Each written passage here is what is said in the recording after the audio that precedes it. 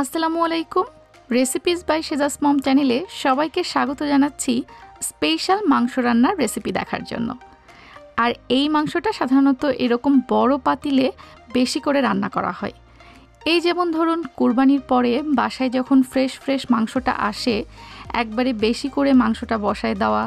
তারপরে আমাদের এলাকায় বিয়ের সময় বা বিভিন্ন অনুষ্ঠানে বাবুর্চিরা যখন ড্যাগ ভরে মাংস রান্না করে, তখন ঠিক এই রেসিপিতেই রান্না করে। আজকে আমি আমাদের এলাকার সেই স্পেশাল বাবুর্চির রেসিপিতেই মাংস রান্না করব। এবং এই মাংস রান্নাটা কিন্তু খুব যে একটা আহামরি মশলাপত্র দিতে হয় বা অনেক বেশি প্রসেস ফলো করতে হয় এমন কিছুই না। তবে মাংসটা খেতে এত বেশি রসালো আর মজা হয়, আপনারা রেসিপিটা ফলো করলেই বুঝবেন। তো চলুন চলে যাই পুরো রেসিপিতে।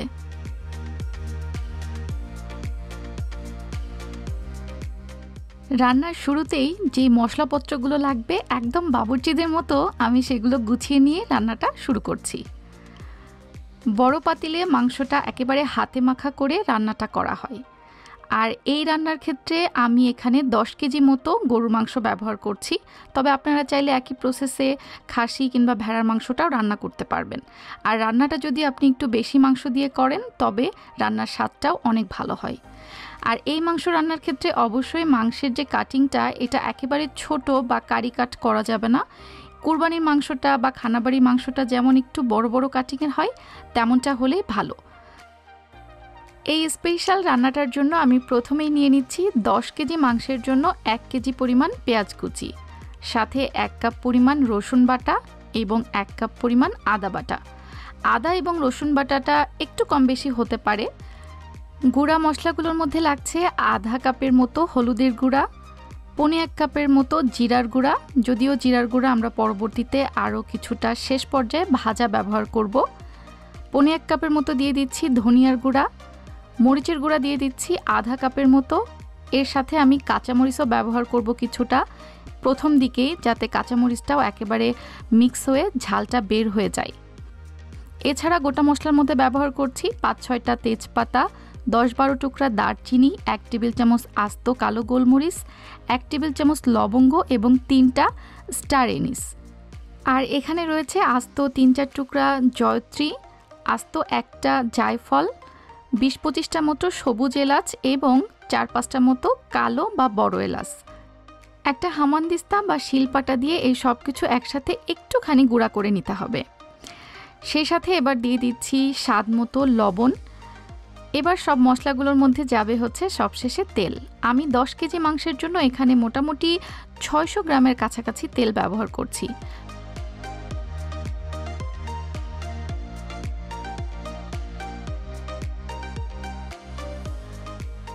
এই তো গেল স্পেশাল মাংস রান্নার সব মশলাপত্র মোটামুটি।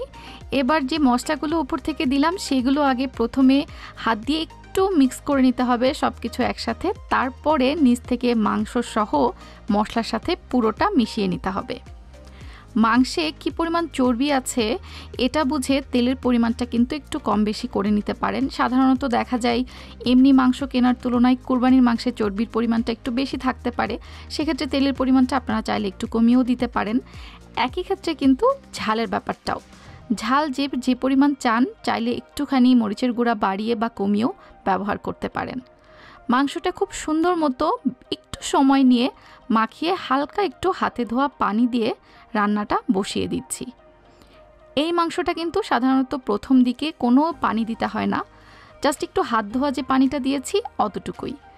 আর মাঝে মাঝে একটু নেড়ে দিতে হবে, যেহেতু একসাথে অনেক বেশি পরিমাণে মাংস রান্না হচ্ছে, এই জন্য প্রথম দিকে মাংস রান্নাটা একটু নাড়তে কষ্ট হয়, তবে নিচে যাতে লেগে না যায় সেদিকটাও খেয়াল রাখতে হবে। আর মাংস থেকেই কিন্তু বেশ কিছুটা পানি বের হয়ে মাংসটা মোটামুটি কষানো হয়ে যায়। তবে চুলার জালের উপর নির্ভর করে যদি আপনি মনে করেন যে কষানোর সময় একটু পানি দিতে হবে, চাইলে একটু গরম পানি কষানোর সময়ও হালকা করে ব্যবহার করতে পারেন। আমার এই মাংসটা থেকে কিন্তু অলরেডি বেশ কিছুটা পানি বের হয়েছে, যেটা দিয়ে মোটামুটি মাংসটা বেশ খানিকটা কষানো হয়ে এসেছে।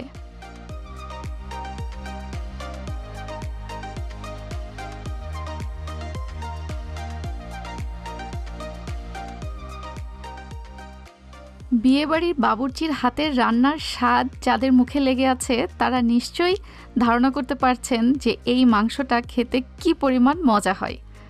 আর আমি যেদিন রেসিপিটা তৈরি করেছিলাম সেদিন আমার বাসায় দাওয়াত ছিল। দাওয়াতের প্রতিটা মানুষ খুবই পছন্দ করেছিল আমাদের এলাকার বাবুর্চির হাতের এই মাংসের রেসিপিটা। তো মাংসটা কষানো মোটামুটি হয়ে গেছে, আর কষাতে কষাতে কিন্তু এই কষানি যে মাংসটা আমাদের সবার খুবই পছন্দ, এটার মজাও কিন্তু অন্যরকম। এবার মাংসটা বাকিটা সেদ্ধ করতে হবে, যেহেতু যে পানিটা বের হয়েছিল সেটা দিয়ে কষানো হয়েছে, ঝোলটাও এবার একেবারে মাখামাখা হয়ে আসছে। তো আমি প্রয়োজন বুঝে এখানে মোটামুটি আধা লিটারের মতো গরম পানি ব্যবহার করব মাংসটাকে আর একটু সেদ্ধ করে নেওয়ার জন্য। এটা নির্ভর করবে মাংসের কোয়ালিটি বুঝে, যেরকম টাইপের মাংস হবে, কি পরিমাণ আপনার সেদ্ধ হতে সময় নিচ্ছে বা পানি ঝোল আর একটু লাগবে কিনা সেদ্ধ হওয়ার জন্য, সেটা বুঝে আপনাকে গরম পানি ব্যবহার করতে হবে মাংসটা পুরোপুরি সেদ্ধ করার জন্য। আর মাংস রান্নার সময়টাও কিন্তু নির্দিষ্ট না, কারণ আপনার চুলার আঁচ বা হাঁড়ি পাত্র কি পরিমাণ বড়, এই সব কিছুর উপর নির্ভর করে যে কতটুকু সময় লাগবে পুরো মাংসটা রান্না হতে।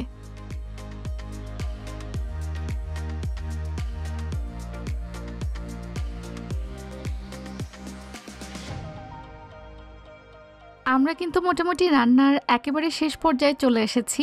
দেখলেন তো, এই রান্নাটা করতে কিন্তু খুব যে বেশি মশলাপত্র লাগে সেটা না, তবে হাতে মাখা মাংসটা আপনি যত সময় নিয়ে একটু হাতে করে মাখাবেন, সেই সাথে যত সুন্দর করে কষাবেন, সব কিছুর উপরেই কিন্তু মাংস রান্নার স্বাদটা নির্ভর করে।